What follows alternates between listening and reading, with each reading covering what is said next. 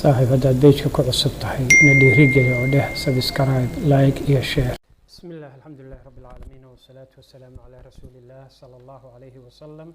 اللهم لا سهل إلا ما جعلته سهلا وأنت تجعل الحزن إذا شئت سهلا فاجعل أمورنا سهلا يا رب العالمين. ما أنت هدي إلهي هذا وحنا بلابنا يتحلى عصب oo aan ugu magac darnay afareyda guusha nolosha. qof walba oo adduunkan ku nool wuxuu doonayaa inuu guuleysto. haddaba si aad u guuleysatid waa inaad ku guuleysato afar dhinac oo noloshaada ka mid ah. kow waa inaad ku guuleysato qofnimadaada. labo waa inaad ku guuleysato xiriiradaada iyo calaaqaadka aad la leedahay bulshada kale. saddex waa inaad ku guuleysato waxqabadkaaga oo aad noqoto qof leh waxqabad. afar waa inaad ku guuleysato aakhiradaada. qodobadan afarta ah mid walba wuxuu ka sii farcami doona afar qodob oo kale. waxaan ka bilaabi doonaa haddii ilaahay yiraahdo qofnimada ama guusha qofnimadaada. guusha qofnimadaadu waxay leedahay afar mabda. mabda'a koowaad wuxuu leeyahay adiga ayaa mas-uul ka ah wixii kugu dhacay. taa macnaheedu waa maxay? haddaad guuleysato adiga ayaa guuleysay oo guushaada sabab u ah. haddaad guuldareysatayna guuldarradaada adiga ayaa mas-uul. waxba cudurdaar ha raadin, cid kalena ha ku eedaynin. adiga ayaa go'aansaday guuldarrada. haddaad guuleysatayna adiga ayaad kasbaday oo dadaalkeedii la yimid guusha. waxba ha doondoonin takabaan aad surto guuldarradaada. marar badan waxaa laga yaabaa inaad maqashid arday waxbarashada ku fashilmay kadibna ka oranaya dalku waxbarasho ma lahan ama waxbarasho ma jirto ama macallin hebel ayaa iriday oo saas ugu karan iyo wax la mid ah. waxa socda kama jiraan. macallinku cidna ma rido, iskoolku cidna ma rido, adiga ayaa dhacay, go'aankaagana weeyaan. sidaa daraadeed mabda'a koowaad oo guusha qofnimadu wuxuu qorayaa adiga ayaa mas-uul ka ah wixii kugu dhaca. mabda'a labaad waxaa weeyaan naftaada runta u sheeg. naftaada runta u sheeg. taa macnaheedu waa maxay? fariiso, naftaada shir la qaado, meel cidla ah, teleefanada iska demi, isweydii anigu kumaanahay, maxaan rabaa noloshayda, maxaan ka rabaa calaaqaadkayga iyo xiriiradayda, maxaan ka damacsanahay, maxaan ku fiicanahay, maxaan ku liitaa, xaggeen ku xumahay, xiriirada dadka aan la leeyahay, dad la dhaqankayga, dabeecadahayga kuwee xun oy tahay inaan ka takhaluso, kuweese fiican, ceebahaygu maxay yihiin. waa inaad tirisaa ceebahaaga. waa inaad tidhaahdaa 1 2 3 4 cid aan ceeb lahaynin ma jirto. الله سبحانه وتعالى موجي الدون كان واحد مخلوق كنا قف والبعيب بوليه مركو هنا العيبها قد تقانا وياه. هذا العيب هذا أقول سيدي بدو داويني سا. مبدأ حاجة أو صدحات وحوليه هي نقو قف له ربيتان. الدنيا ذو قوان ربيتان كنا وادي قوان كذا. إن هذا وحربته ولا جو مارمان. هذا أدوق ربيتان لهين عد ربيتان كوسين كرتملا. أدوق هذا ربين قول هدادا ربين هرمر، هدادا ربين شرف، هدادا ربين ضدنمو يا كوسين كر ومجر والوعى وينكر وحا أدربتيد لكن عندنا ربيتان كومسين كر وحيابها قفك ربيتان كوعى وينكر وحا كمذا. أولا إنه يجري قفك هدف إنه شكلية، هدف يا قضية أب النوشة وحا دوني سئنا الحقيقي سوى إنه جيران. لابو وهنا لا صاحبتها أو تكو حيرانتها dadka bulshada ka dhex muuqda ee leh hanka sare guuleystay dadkaas la socodkooda iyo la saaxiibidooda waxay kugu caawinaysaa inaad yeelatid doonitaan rabitaan inaad yeelatid bay kugu caawinaysaa. sababtoo ah haddaad la saaxiibto kuwa liita fashilmay dee adna waad fashilmaysaa. saaxiibka kuma caddeeyo kumana madoobeeyo laakiin wuxuu kaa dhigaa waxa asagu uu yahay. mabda'a afraad oo guusha qofnimada wuxuu dhigahayaa ha ku noolaanin jawaab celin. macnaheedu waa maxay? maalan haddii qof kugu xadgudbo ama khalad kaa galo inaad xanaaqdo, afxumo iyo gacan ka hadal aad samayso iyo inaad intaad ku qososho iskaga jeesato iskaga tagto waa adiga go'aankaaga. yacni cid kale go'aanka ma gaari karta arrintaas. adiga go'aankaaga weeyaan. ficilka aad samaynayso iyo jawaabta aad bixinayso waa adiga go'aankaaga. waa run qofka bini aadamku dareen buu leeyahay, wuu xanaaqi karaa, laakiin qaabka aad uga jawaabayso adiga go'aankaaga weeyaan. inaad xanaaqdo iyo inaadan xanaaqin, inaad caytanto iyo inaadan caytamin, inaad gacan ka hadal samayso iyo inaad sabarto waa adiga go'aankaaga. sidaa daraaddeed nabiga calayhi salaatu wasalaam ninkii ku yidhi rasuulka ilaahay oo ii dardaaran wuxuu ku yidhi ha caroonin. sababtoo ah nabigu calayhi salaatu wasalaam wuxuuna barayaa caradu inay tahay wax anagu aan kontarooli karno. haddaan la kontarooli karin xadiisku macno ma lahaadeen. marka mabda afraad ha ku noolaanin jawaab celin, sababtoo ah dareenkaagu waa gaar, jawaabta aad ka bixinaysana waa gaar. jawaabta adigaa mas-uulka ah, dhaqankaaga adigaa mas-uulka ah, adigaa kontarooli kara. waxaadna ogaataa waxa aad samaysay qab dhaqankaagu dadka kale ayuu saameynayaa. haddaad dhaqan wanaagsan kula dhaqantana dadkii way wanaagsanaan, haddaad si xun ula dhaqantana dadkii xumaantii ayaa u gudbaysa. guusha xiriirada, calaaqaadkaaga iyo xiriirada dadka aad la leedahay ama xiriiradaada sidii aad ugu guulaysan lahayd waxay leedahay 4 mabda ayay leedahay. mabda'a koowaad wuxuu noqonayaa aqoonso kaalintaada nolosha. waa maxay kaalinta aad nolosha ku leedahay? qofka bini aadamka ah waxaa dhici karta inuu lahaado hal kaalin wax ka badan. tusaale, waxaan ahay aabbo, kaalinteedu waa kaalin aabbanimo. waxay noqon kartaa kaalin hooyanimo, waxay noqon kartaa kaalin cunugnimo, waxay noqon kartaa kaalin hogaamineed, waxay noqon kartaa kaalin fikir, waxay noqon kartaa kaalin mas'uuliyadeed. marka qofku wuxuu yeelan karayaa hal kaalin wax ka badan. fadlan meel fariiso, qor kaalimahaaga aad bulshada dhexdeeda ku leedahay, qor, sababtoo qofku wuxuu yeelan karayaa hal kaalin ah wax ka badan. mabda'a labaad, sii kaalin walba xaqeeda sharciga ah. sii kaalin walba xaqeeda sharciga ah. macnaheedu waa maxay? waxaa waaye marka aad tahay aabbeeb tahay ama waalid aad tahay, caruurtaada iyo ubadkaaga xuquuq bay kugu leeyihiin, xaq sharciya ayay kugu leeyihiin, xaqoodii sii. haddaad tahay cunug aad tahayna waalidkii ku dhalay hadduu nool yahay iyo hadduu dhintayba xaq ayuu kugu leeyahay. xataa hadduu dhintay xaq ayuu kugu leeyahay. haddaad tahay zawj, haddaad tahay ama lamaano aad tahay ama xaas aad tahay, waajib baa kaa saaran darafka kale oo xaq ayuu kugu leeyahay. marka cid walba oo xaq leh ama kaalin walba xaqa ay leedahay sii. kaalinna ha ku seexan, hana ku xadgudbin. waxaad ogaataa mararka qaarkood waxaa dhacda dhalinyaradu in badan oo ka mida inay waalidkood ama qoysaskoodii oo u baahan inuu waqtiga inta badan ku bixiyo la socoshada saaxiibadood. midda ayada sax ma ah. kaalimuhu waxay u kala horeeyaan. kaalinta waalidnimada ugu horeysa, waalidka xaqiisa ugu horeeya, kadibna qoyskaaga ayaa ku soo xiga, kadibna qaraabadii kale ayaa ku soo xiga, markaa ka bacdi ayaa waxaa imaanaya saaxiibadii imaanaya. kaalimaha qaarkood yacni waxaa weeyaan xaqooda sharciga ihi waa waajib, qaarna waajib ma aha. say u kala horeeyaan u kala hormari. haddii aadan saaxiibkaa u tegin lagu qaban mahayo, lagu dhihi maayo maxaad ugu tegweyda, kuma dambaabaysid. laakiin waalidkaaga iyo qaraabadaada haddaadan xiriirin oodan booqanin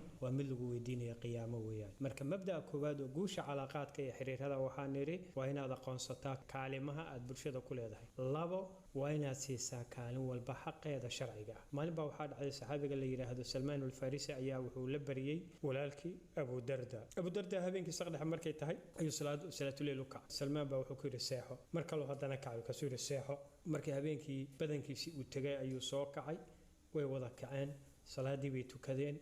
ka bacdi markii salaadii ay tukadeen baa Salmaan al-Farisi baa wuxuu ku yiri Abu Darda, walaalkaygu ku yiri naftaadu xaq bay kugu leedahay, ahalkaaguna xaq buu kugu leeyahay, rabbigaana xaq buu kugu leeyahay. cid walba oo xaq leh si xaqeeda ayuu yiri. kadibna Abu Darda nabiga ayuu uga sheekay sallallahu alayhi wasallam wixii dhaxmaray asaga iyo walaalkiisa Salmaan. markaa nabigu wuxuu yiri alayhi salaatu wasalaam, صدق سلمان رن أيوكو شاقي. مبدأ الصدحات ومبادئ قوش حريرة وحاويان كنترول تصرفات كاقية فعل هذا أقواش عتكوها ليسو كنترول إلالي دخن ونفسا كل دخن إسكا إلالي دخن حمضة إسكا إلالي أف حمضة إسكا إلالي حناقة عن الله باهنين يعني برول بكنترول دخن كاقا تصرف كاقا يا فعل كاقا كنترول هدي هذا كنترولين wuxuu saameyn ku yeelanayaa xiriirka aad la leedahay bulshada inteeda kale. qof kasta oo bani aadam uu necab yahay qofka beenlowga, qof walba uu necab yahay qofka khaayinka, qof walba uu necab yahay qofka tuuga. iska ilaali dhaqamada xun, ficilada aad sameynayso control ku dhaqanka wanaagsan, ilaali tacaaliimta islaamka. mabda'a xiga ama mabda'a afraad waxa weeyaan yeelo dabeecad wanaagsan iyo niyad saafi ah. xusnul khuluq nabigeena calayhi salaatu wasalaam حديث آت وفر بدن بوكا هاللي نبي وحير وحا بدن أو جنة الوجلا وامحي وعبسيد إلهي يا أخلاق ذا وناكسن. نبي عليه الصلاة والسلام مركو كهلي عدة قبل الله سين كرو لو جورن كلام حوير إذا أتاكم miman taraduuna diinahu wa khuluquhu fazawijuuh hadduu idin yimaado oo gabadh idin ka soo doonto qof aad ku qanacsantihiin diintiisa iyo dabeecadiisa u guuriya dabeecadda wanaagsan waa aasaaska xiriirada inay guulaystaan dabeecadaada wanaaji nabi maxamed calayhi salaatu wasalaam ilaahay baa ku ammaanay wuxuu yiri wa innaka la ala khuluqin cadiim marka xusnul khuluq waa laga maarmaan dhaqanka wanaagsan أساس بأوتاي أخلاق وناكسن كل جد وحبة ترميس وين لجرتا إخلاص نية سافية وين لجرتا إلا من الله بقلب سليم قف إلهي سبحانه وتعالى نية سافية ولي يمد ومبع عمل كيسو أنفعية قوشا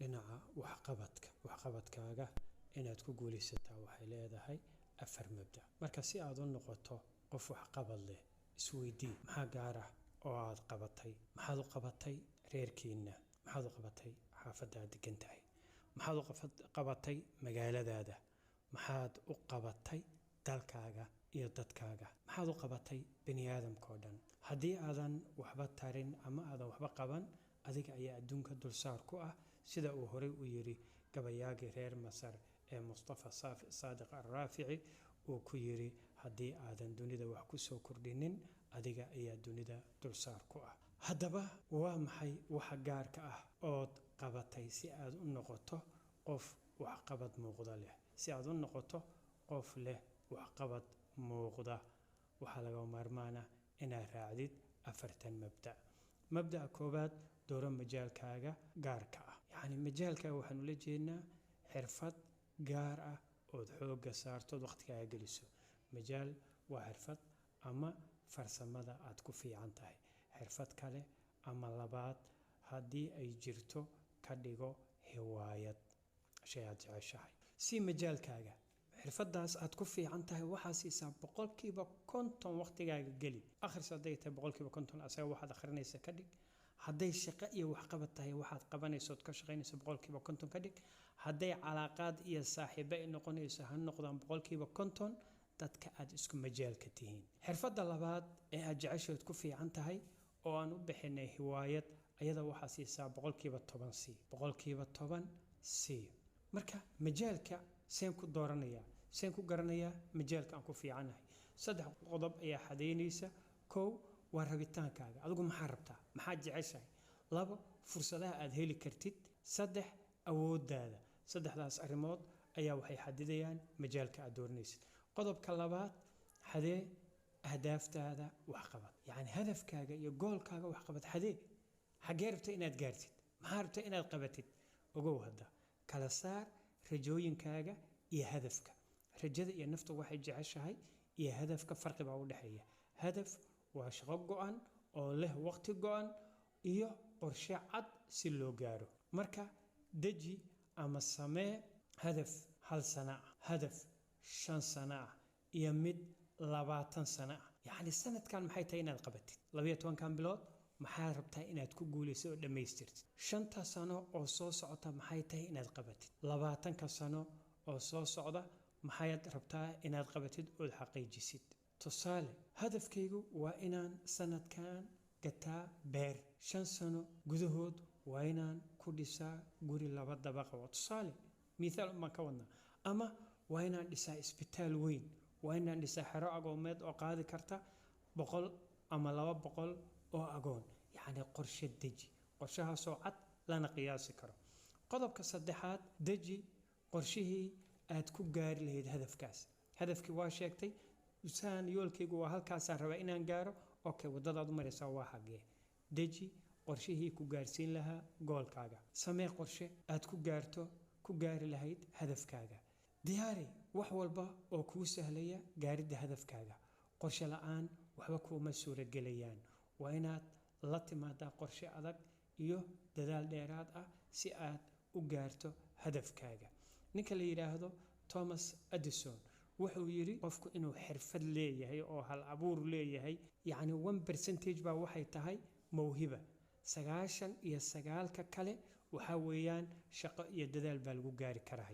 marka dadaal la imo qodobka afraad samee isku day joogto ah hadafkii baan xadiday qorshihii aan ku gaari lahaa baan dejiyay bani aadan baa taadoo intaba diyaariyay ayaad guul dareysan kartaa sidaa daraadeed samee isku day joogto ah go'aan adag iyo isku day joogto ah ayaad ku gaari kartaa hadafkaaga iyo adiga oon dhigta u dhigin kuwa ku niyad jebinaya nin madow ah oo Mareykanka u dhashay ku noolaa xaafadaha dadka liita ay ku nool yihiin oo maaragtay baaba ah ayaa wuxuu noqday milyaneer nin hantiila ayuu noqday waxay danayaan markii inay ogaadaan sababta guushiisa sirta ka dambaysa telefishin baa qaabilay wariya wareysi la yeeshay wuxuu ku yiri sideed ku noqotay milyaneer sideed ku noqotay ninkii wuxuu ku jawaabay waxaan milyaneer ku noqday laba shay oo kaliya ninka soo labada shay sameeyana milyaneer ayuu noqonaya wari wuxuu yiri maxay noo sheeg way fududahay wuxuu yiri midda koobaad go'aan ayaan gaaray buu yiri wari wuxuu yiri waa sahal buu go'aan in la gaaro wuxuu yiri ma sahlana buu waxaan gaaray wari go'aan ka noqosho lahayn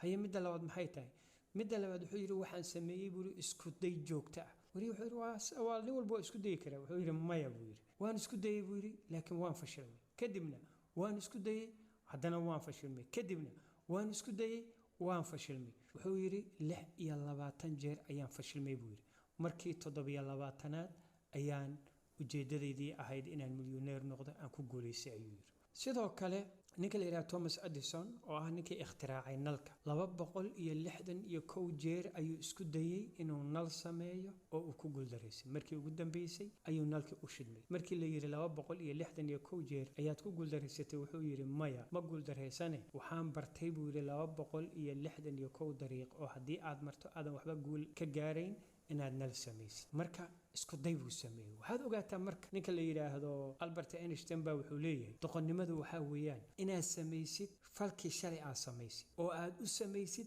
sidii oo kale isla markaana natiijo cusub aad filatay macnaheedu waa maxay ninka 261 jeer marka uu ku celinayo waxa weeyaan 261 dariiq oo kala duwan ayuu u maray si uu nal u sameeyo tijaabadii koowaad marka uu ku celinayay wadadii hore uu ka leexday jid cusub u maray midda saddexaad tii hore iyo tii labadood wada ka duwan buu maray midda afraad sidaas oo kale 261 jeerba wuxuu maray 261 dariiqo oo kala duwan ayuu maray marka wadadaas inaad marto ayaa la doonayaa oo ah inaad samaysid isku day joogto ah iyo inaadan ka daalin guusha aakhiro maxaa qiimo ah oo qofku leeyahay hadii uu ku guuleyso dhan walba oo nolosha kamid ah laakiin aakhiro naarta madax loogu tuuro jawaabtu waa maya wax qiimo uu leeyahay lama arko haddaan su'aal isweydiinay imise ayaa adduunka ku noolaan kartaa 70 sano 120 haddaad gaartana jaraa'idka ayaaba lagu soo qorayaaba marka waxaad barbar dhigtaa nolosha adduunka gaaban iyo tan aakhiro aan dhammaad lahayn laga duqoobayn laga dhimanayn waxaa jira oo kaliya waa janno iyo barwaaqo joogto ah ama naar iyo cadaab aan dhammaad lahayn haddaba adduunkan ma lagu doorsan karaa aakhiro si aan marka u gaarno guusha aakhiro waa inaan raacnaa 4 mabda'a koowaad niyadada Allah subxaanahu wa ta'ala u saafiyay taa macnaheedu waa shaqo walba oo qabanayso ha ahaato alla darti waa inaad Allah subxaanahu wa ta'ala ka ajir xisaabsato rasuulkeena Muhammad sallallahu alayhi wa sallam wuxuu yiri innamal a'maalu binniyat qof walba wuxuu leeyahay waxa uu niyeysto qofkii u soo haajiray Ali iyo rasuulka Allah ayaa ka abaalmarinay hijradiisa ninkii u soo haajiray adduunyo iyo gabar uu jecel yahayna wuxuu leeyahay wuxuu u soo haajiray oo macnaha wax ajir ah ma lahan laba qof ayaa waxay qabanayaan amal isku mid ah xagga muuqaalka laakiin niyadda ayaa kala duwan midna jannada ayuu ku gelayaa kan kalena waxba kama dheefayo haddii uuna naar ku gelin ogow beelka aad siinayso reerkaaga waalidkaaga caruurtaada qaraabadaada waa cibaado haddii aad niyeysato xataa ciyaarta gogosho ee xaaskaaga ajir ayaad ka helaysaa haddii aad niyad saafiya la timaado oo aad ajir xisaabsato iska ilaali sususka waa khatar waana shirki camalkana wuu buriyaa sida xadadku u buriyo weysada xadad waxa la yiraahdaa waxa weysada jabiya marka sida weysada u jabiya xadadku ayuu istususku camalka u burinaya nabigana wuxuu yiri sallallahu alayhi wa sallam waxaan idinka cabsanaya waxa ugu daran shirkiga yar وانا استسسك أيور النبي عليه الصلاة والسلام وحكى حبيب كان محمد صلى الله عليه وسلم إنه شيء شركه إنه قرصون يهي أو حويري شركه وكقرصون بدن يهي قرآن جمدو أو هبين قدعر جوكته أو نجح مدو كقرصاته حبيب كان محمد صلى الله عليه وسلم وكدو أي سنجر شركه أو رنجر إلهي وحان كامل قال لي أنا شركه كوسمي أنا جو وحنا دم بدأ أفكاري دي سنة wixii aanan ogeyn ku dadaal inaad ka feejignaato istususka camalkaagana ilaahay subxaanahu watacaala u saafiyeen. mabda'a labaad, baro allah magacyadiisa iyo sifaadkiisa sarreeya. dhammaanteen waa naqaanaa allah subxaanahu watacaala ee macnuhu waa sii baro. qofkii ilaahay kaaga aqoon badan waa kaaga cabsi badan yahay. inamaa yakhsha allaha min cibaadihi alculamaa. ilaahay culimmada unbaa ka baqda, wuuna kaaga jacayl badan yahay. saacad cibaado khaasa samayso oo aad ilaahay aada la keli noqoto, oo aada cibaadaysato, la munaajooto, oo aad dantaada u sheegato. khalwadu waa cibaado sir ah oo ka dhaxaysa addoonka iyo rabbigiisa. soo toos habeenkii, allah u tuko, bari oo weydiiso danahaaga. allah waa mid naxariis badan, wuxuuna inooga naxariis badan yahay aabbaheen iyo hooyadeen. hooyo ka mid ahay dad maxaabiis ah oo cunugeedii ka lumay heshay ayaa intay soo qabatay oo cunugii bogga ku qabatay oo ay dhunkatay naaska afka u gelisay. saxaabadu way fiirinayaan, aad bay ula yaabeen hooyadaas ay cunugeedu u jeceshahay.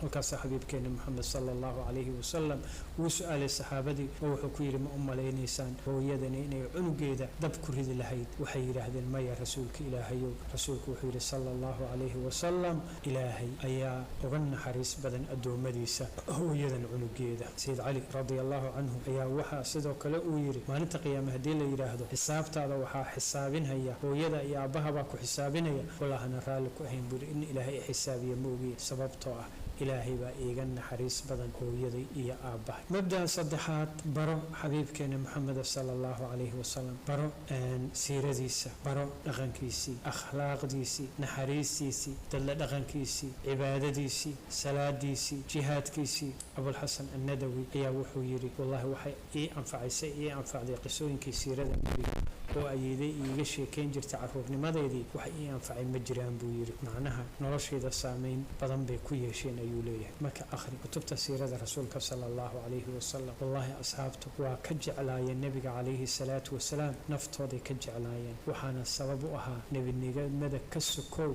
akhlaaqdiisa iyo naxariistiisa iyo jacaylkiisa sala allahu calayhi wasalam. nebinimada ka hor ayay gaaladii quraysheed ku magacaabi jireen runlowgii aaminka ahaa. nin asxaabta ahaa ayaa wuxuu yidhi, xadiis aan ka maqlo rasuulka waxaa noogu farxad badnaa xadiiska odhanaya, qof walba wuxuu la jirayaa qiyaame qofka uu jecel yahay. sababtoo ah saxaabadu nebiga ayay jeclaayeen sala allahu calayhi wasalam. sababtay ugu farxayaan nebiga ayay jeclaayeen oo waxay u jeclaayeen si xad dhaafa. reer galbeedku cilmi baaris ay sameeyeen oo ku saabsanayd waa maxay tilmaamaha laga rabo hogaamiyaha wanaagsan. su-aalo la ururinayay muddo 10 sano ka badan, laga ururiyey qaaradaha 6 ah. malaayiin qofna la su-aalay. jawaabta koowaad marna isma bedelin oo waxay noqotay almistaaqiya ama credibility, oo ah in hadal iyo ficilka qofka madaxda ahi run yahay. bogay ka qoreen mistaaqiyada ama credibility-ga waxay ku qeexeen runlow aamin ah. subxaan allah, waa sifadii nebiga calayhi salaatu wasalaam qurayshe ay ku sifeeyeen intaan rasuul laga dhigin. dadkoo dhan gaal iyo muslimba waxay jecel yihiin mistaaqiyada ama credibility-ga, qofka inuu runlow yahay, aaminna yahay. gaal iyo muslim sidaas ayay jecel yihiin. mabda'a afraad, gudo cibaadada jirka iyo tan qalbiga. dadku aad ayuu ugu dadaalaa cibaadada jirka.